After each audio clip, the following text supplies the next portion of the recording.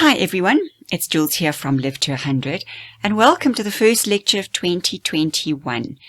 Thanks so much to everybody who gave me feedback on the previous 3 lectures. For those of you who didn't listen to them, those lectures were primarily on insulin and how insulin impacts on the body, and offered suggestions on what you can do to start the process of health and of course the very important process of losing our belly fat and losing weight. I had a lot of requests to get this intermittent fasting lecture out as soon as possible because I think the start of 2021, many of you are wanting to kickstart your new health programs given the problems of 2020 that are sort of bleeding into 2021, and intermittent fasting is a fantastic way to kickstart a health program. Just a little bit about me, a reminder.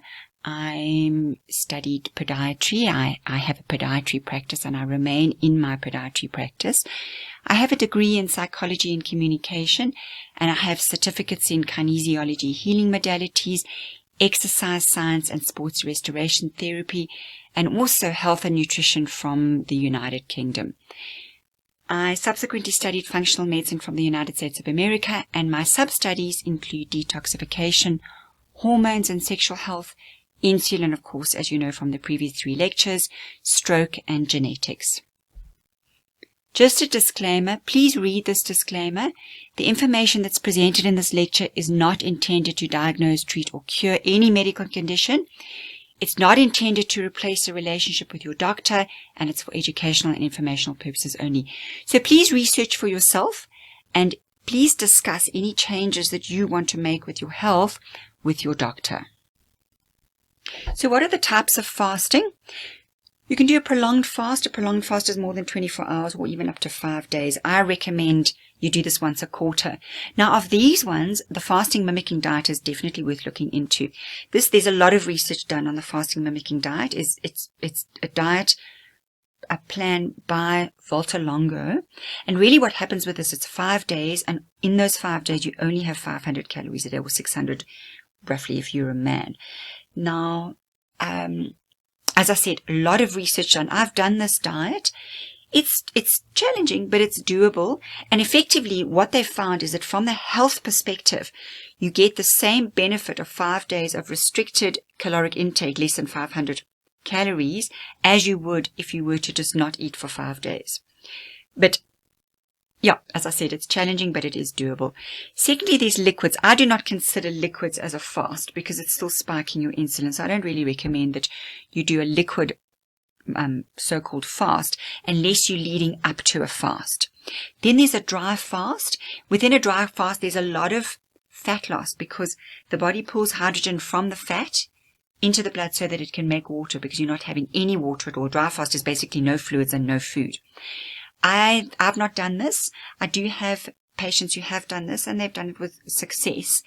But, it was actually a little bit too challenging for me. Then there's intermittent fasting. Now, this is what I generally recommend, especially if you're not basically healthy. And with intermittent fasting, you can do a 5-2, 5 days of normal eating, 2 days of restricted intake. So that's less than 500 calories a day. You can do a 16-8, that's 16 hours of no food, and then 8-hour window where you can eat. Obviously not like a complete piggy, eating solidly for 8 hours. This is the one that I do, and I do this every day. Then there's the 20 hours of fasting, 4-hour window, which I recommend one can do, every now and again. And obviously with fasting, when you're in the fasting period, it's 0 food. So you can drink water, you can have black rooibos tea, black coffee, and herbal teas, and that's it. What are the benefits of fasting? The biggest one is mitochondrial production and mitochondrial repair. Now, you may remember from the previous lectures that your mitochondria are those little powerhouses within your cells that put out your ATP, which is your energy currency that your body uses to actually have energy and do whatever it is you need to do and live, heart to beat and lungs to work. And mitochondrial health is extremely important. So much so that in actual fact, Seyfried, and I can't remember his first name, he's done a lot of studies on cancer being a mitochondrial disease rather than a genetic disease. And his studies are extremely interesting when you look at the whole cancer theory. So I think there's some substance to that. And given that, to keep your mitochondria healthy would be worth it from a long-term longevity perspective, but also from the perspective of reducing your risks of developing cancer. Or if you've got cancer, helping your body to actually manage it and survive through it. And of course, it reduces the impact of insulin and insulin resistance, so you're going to lose weight and reduce risk of chronic disease, of which cancer I've mentioned. It promotes AMPK. I'll discuss AMPK later. And it promotes 2 other metabolic processes, specifically autophagy. Now, basically, autophagy is a self-eating. So the body goes into the cellular components and it eats all the dead, broken components that the body doesn't need anymore. So it's really a little bit like the body using a hoover, a vacuum cleaner, and hoovering up all those dead components. And it cleans up the cells so that the cellular processes have got space and health to work efficiently. When you have your fasting period, your autophagy is promoted.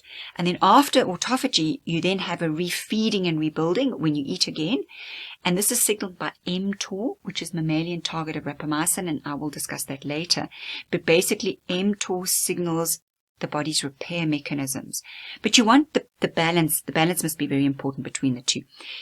Autophagy is only triggered at 16 hours, so you need to fast for about 16 hours to stimulate autophagy. Now, fasting, unlike caloric restriction, is much more efficient because with caloric restriction, your body is still exposed to insulin. And it is the exposure to insulin that has the knock-on effect. So what we want to do is we want to reduce insulin and we want to promote autophagy and we want to promote AMPK, and the body can only do this in a fasting state. I just want to quickly go through what factors may damage your mitochondria. So we're all exposed to these factors frequently in our lives. Toxins and organophosphates. So organophosphates are pesticides, so we need to wash our fruit and veggies well. Antibiotics, high iron. So not only is low iron a problem because we have low energy, but high iron is extremely damaging to our mitochondria.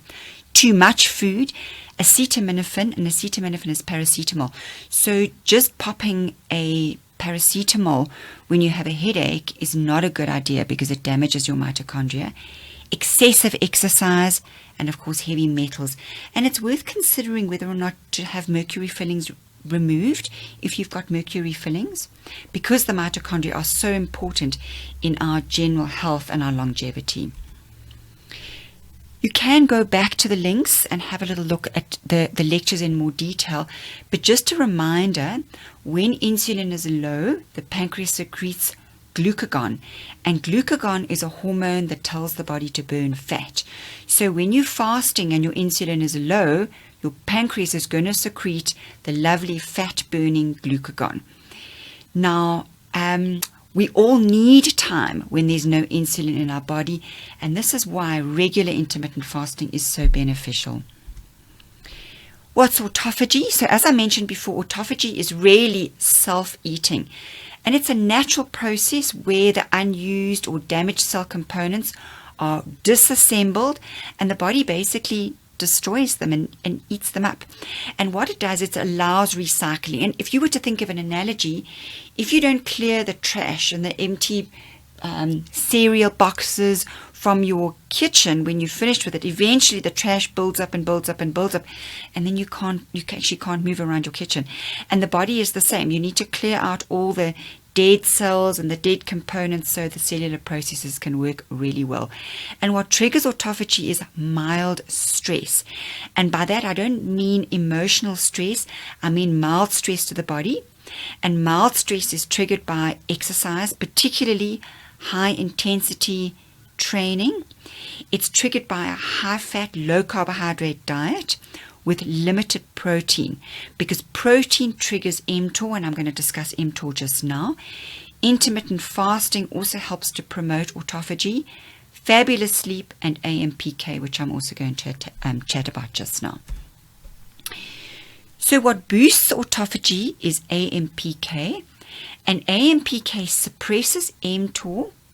So when you fast and you cut back on protein, then mTOR is suppressed. So fasting stimulates AMPK, and basically AMP activated protein kinase is an enzyme, and it breaks down fat, it stimulates glucose uptake, and it inhibits cholesterol synthesis. So it's a very desirable enzyme to have active in our body. And AMPK promotes autophagy, so it promotes that cleaning up process. It increases the insulin sensitivity in the cell. It enhances muscle performance. So when you exercise, it enhances the performance of the muscles while you're going through that exercise process, and it promotes weight loss, which is fantastic because this is exactly what we want. Coffee, green tea, berberine, because berberine is very similar to metformin. So metformin is like glucophage. Nitric oxide, so beetroot promotes nitric oxide, but also nose breathing. Nose breathing also promotes nitric oxide. Apple cider vinegar, ginger and turmeric, cold therapy, so in other words, freezing cold showers in the middle of winter. I've tried this, it's very difficult to do. And exercise all stimulate AMPK. If you improve your lymph, that also stimulates AMPK. So rebounders, those little baby trampolines, resistance training, infrared saunas, and hot yoga all help to promote AMPK.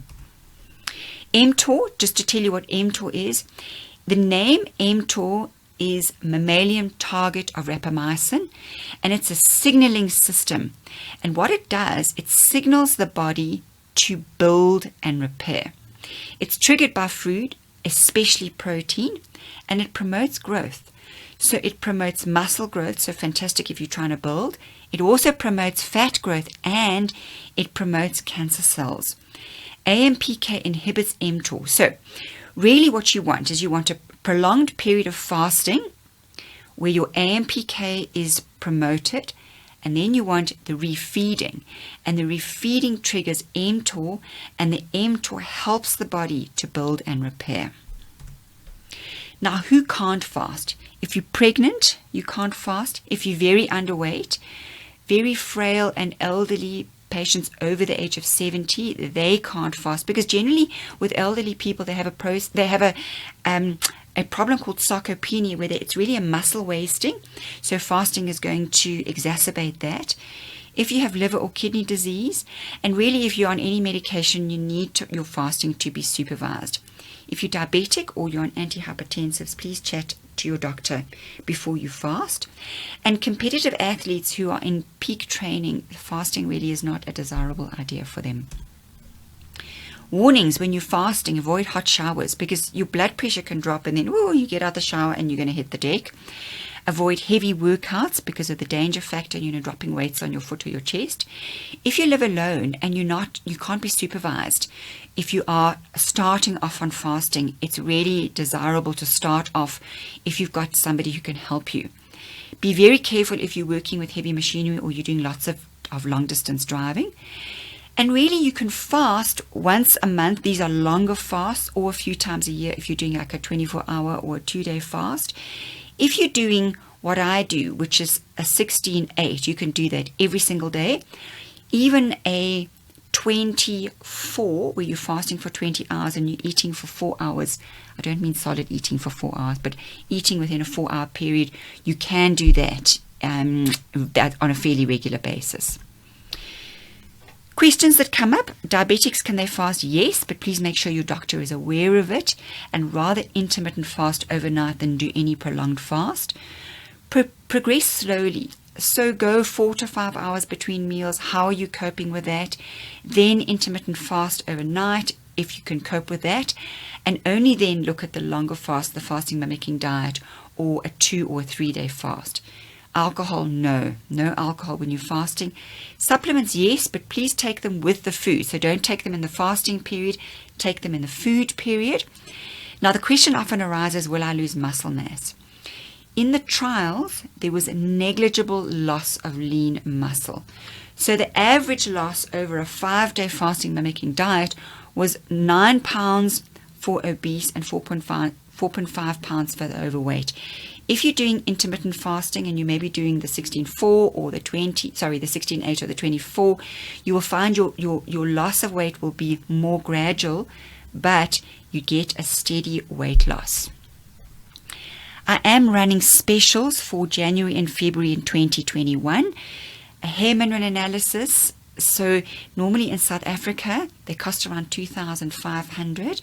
For January and February, they'll be about 1,200, but it depends on the postage because it has to go to the UK.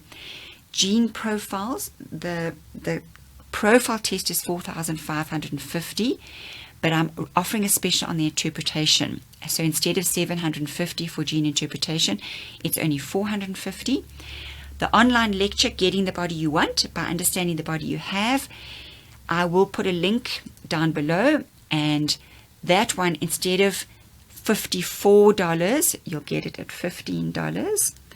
And if you need to contact me, it's www, and I'm sorry, I see a spelling mistake in this, or you can email me on health@live-to-100. So these are the contact details, health@live-to100.co.za.